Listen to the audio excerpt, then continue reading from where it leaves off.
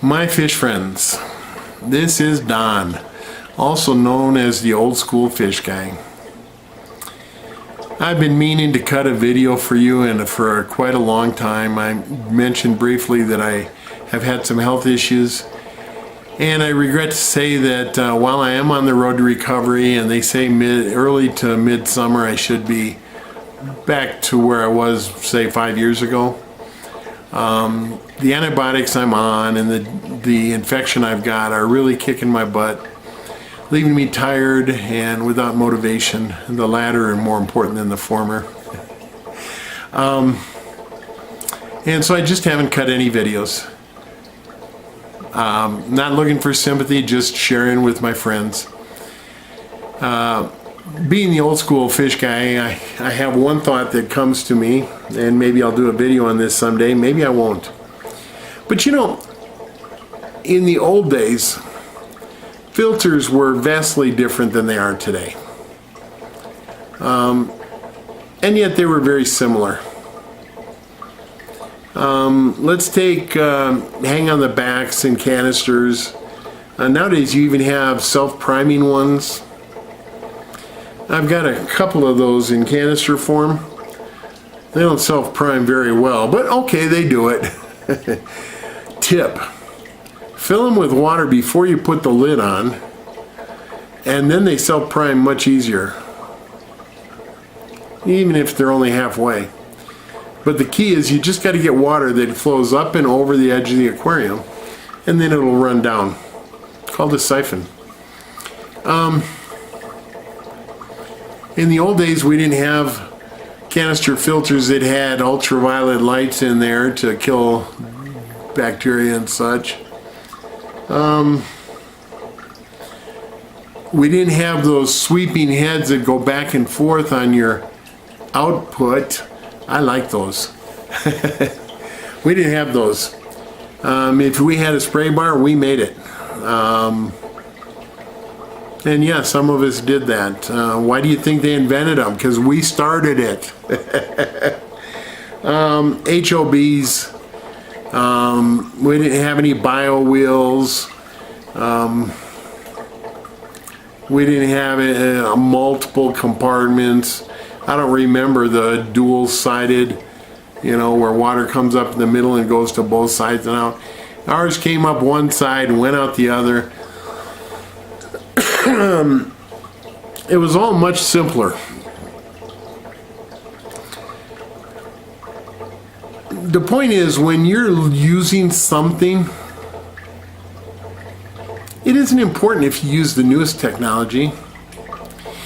It isn't important why they do it, but it's nice to stop and figure out, now, how did this evolve? Because it gives you a better understanding of what's going on with the equipment you're using. And how things work, why they do things that way. I keep looking over here because that's where all my tanks are. Most of the lights are off right now.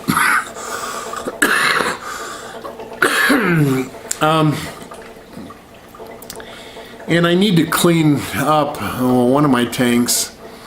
But I really want to show you guys that tank.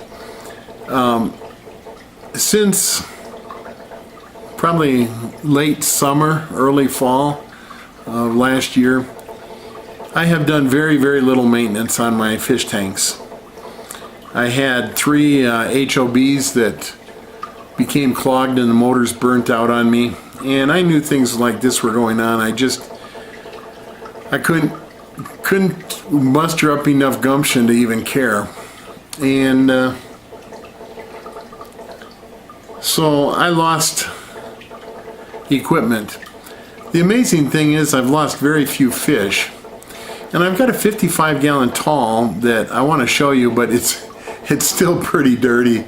I'm still struggling to get caught up on everything. I've been working on all my filters. But this 55-gallon tall has no filtration on it right now, and it hasn't had any for 3-4 months. And it has at least 100, 150 endlers in it in a 55 gallon, plus some other fish with no filtration. And during that whole time, I've only lost 2 endlers.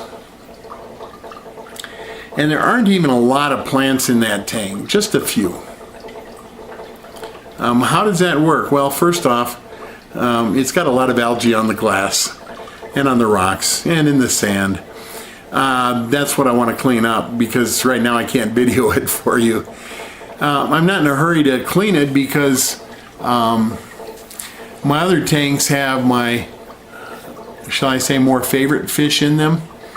Yeah, I've got some Corys in this 55 and a couple other fish I really like, but I'm down to just three tanks, and one of them's just a holding tank for some Honduran red points. The other 2 are my 2 favorite tanks. They've got my favorite fish in them, so I've been trying to clean them up. No, I didn't lose hardly any fish at all, even in those. But if you know what you're doing, and I've said it before, I'm not a fan of overpopulating, but that 55 gallon tall is so overpopulated. I've never had a tank so overpopulated. It's crazy. What's the secret? Well, you know your fish. Know your fish, people. Don't just drop in some food and walk away. Sit there and watch it. That 55 tall is tall, and it's got a lot of antlers at the top. It's got a handful of very old Serpae tetras in the middle. And it's got some bottom feeders on the bottom.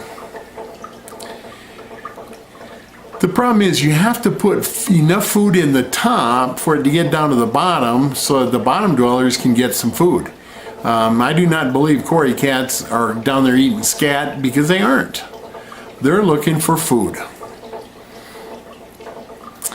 The endlers just swarm the top when I feed them, and hopefully I'll soon get a video of that. Everything in the middle, they can't even get to the top. Some of the endlers can't get to the top. It's crazy. And yet I'm not losing fish. Why? Because I don't overfeed. I also don't underfeed. Know your fish, people. That's the old school way. We didn't have all the gadgets to tell us everything. All we had was our own common sense. Okay, I've rambled on enough. Old school fish guy, he's back, sort of, kind of, maybe. We'll see when the next video comes out. But don't worry, I'm still here. I'm still watching videos, although I gotta admit, I am not watching very many each week. I'm just spot checking everybody, especially my top most favorite people. And kudos go out to you. I'm not participating in any live streams. My head still hurts too often to try and keep up with the insanity on those live streams. I suppose if I'd stop looking at all the comments and just listen to somebody, I could do that. But that's not my way. So, hey everyone, I hope you're enjoying your hobby. God bless you. Thanks for being supportive. I've gotten a few comments. I appreciate it. Not looking for more, but I do appreciate it. The most important thing I want you to remember is, because I don't hear this often enough, people, have fun. Bye.